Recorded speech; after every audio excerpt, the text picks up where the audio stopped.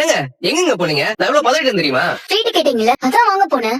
என்னது? என்னங்க என்னங்க ரொம்ப காஸ்ட்லியான ட்ரீட்டா வச்சிட்டீங்க. என்ன நக்கலாம்? பின்ன என்னங்க, உங்க சர்டிபிகேட் வாங்க கஸ்டமர் கிட்ட கையில கால்ல விழுந்து என்ன ஏதுன்னு விசாரிச்சு சவாரிக்கு போக வேண்டிய வண்டி எடுத்துட்டு வந்து ஒரு நாள் முழுக்க ஸ்பெண்ட் பண்ணி அதுல லாஸ் ஆகி இத்தனையும் செஞ்சு உங்களுக்கு சர்டிபிகேட் கிடைக்க வழி பண்ணி கொடுத்தா இந்த 40 ரூபாய் ஐஸ்கிரீம் வாங்கி கொடுத்து ட்ரீட்னு சொல்றீங்க.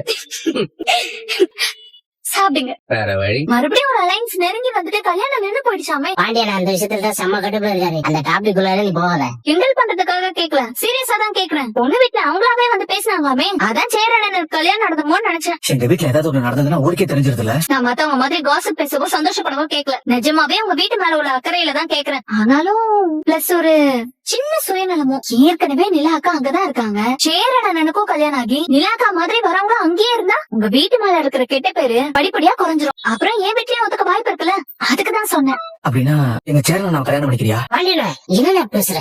ஏய், உனக்கு எங்க வீட்டுல வந்து வாழ்றதுக்கு எந்த பிரச்சனையும் இல்லல்ல.